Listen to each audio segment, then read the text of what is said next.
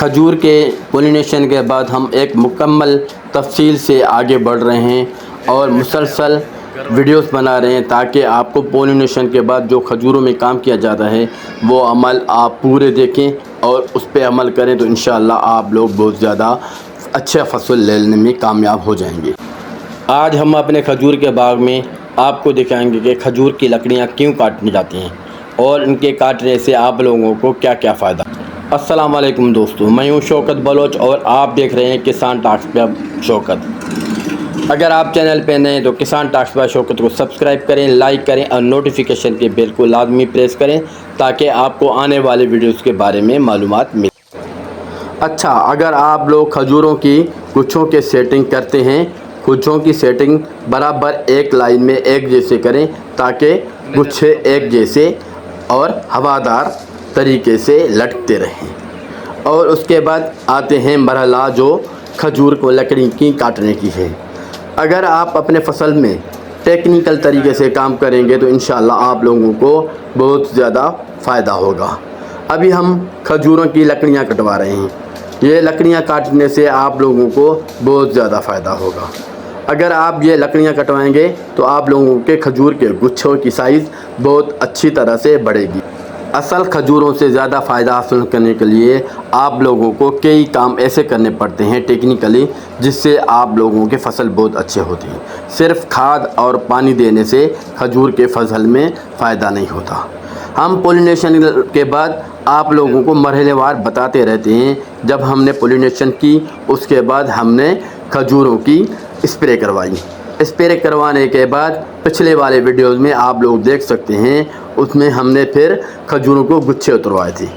جب کھجوروں کے گچھے اتروائیں اس کے بعد آخری مرحلہ آتا ہے کھجوروں کے کاٹنے سے پہلے کہ کھجوروں کے جو لکڑیاں ہیں وہ سوکھے لکڑیاں کاٹی جاتی ہیں تاکہ گچھوں کو اچھی طرح سے ہوا ملے اور روشنی ملے تاکہ کھجوروں کے سائز بہت اچھی طرح سے بڑھے۔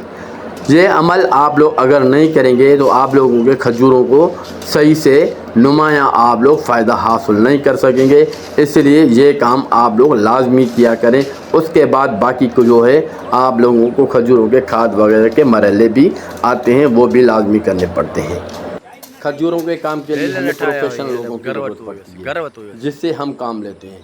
ہر بندہ اس کھجور کے اوپر نہیں چڑھ سکتا، جیسے کہ آپ لوگ دیکھ رہے ہیں یہ بہت رسکی کام بھی ہوتا ہے۔ جیسے یہ بندہ اوپر چڑھا ہوا ہے، اس کے ساتھ ایک رسی نما ہے جو اس کے کام کے لیے بہت ضروری ہے، اسی کے پورا ڈیپینڈ کرتا ہے یہ بندہ۔ اگر آپ لوگ بغیر ٹیکنیکل بندے سے یہ کام لیں گے تو آپ لوگوں کو اور اس بندے کو بہت زیادہ نقصان ہو سکتا ہے۔ جیسے کہ آپ لوگ دیکھ رہے ہیں یہ ٹیکنیکل بندے ہیں اور ٹیکنیکل بندوں سے ہی آپ لوگ کام کروائیں۔ کھجور سے یہ جو لکڑیاں نکلتی ہیں یہ لکڑیاں بھی بہت اہم کام کے آتے ہیں۔ جیسے کہ ہے یہ کھجیوں سے ہم نے جو یہ لکڑیاں کٹوائے تھے آج ہم ان کو اٹھا رہے ہیں اور ہم اس کو وہاں پہ لے کے جائیں گے جہاں پہ ہم اپنے کھجوریں سکھائیں گے۔ ہم اس کو کہتے ہیں پیڑ۔ یہ کھلا ہوا میدان ہوتا ہے جہاں پہ ہم اپنے کھجوریں سکھاتے ہیں۔ سب سے پہلے یہ لکڑیاں لے کے آتے ہیں، ان لکڑیوں کو ہم بچھاتے ہیں اور اس کے اوپر ہم چٹائی بچھا کے اس کے اوپر کھجوریں سکھاتے ہیں۔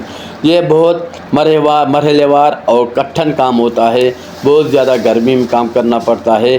آپ لوگ ہمیں دعا کریں، انشاءاللہ اللہ پاک ہماری روزی میں برکت دے، کیونکہ 2 سال بہت نقصان اٹھایا ہم کھجور والوں نے۔ کھجور کے سیزن میں کھجور کی رقم بہت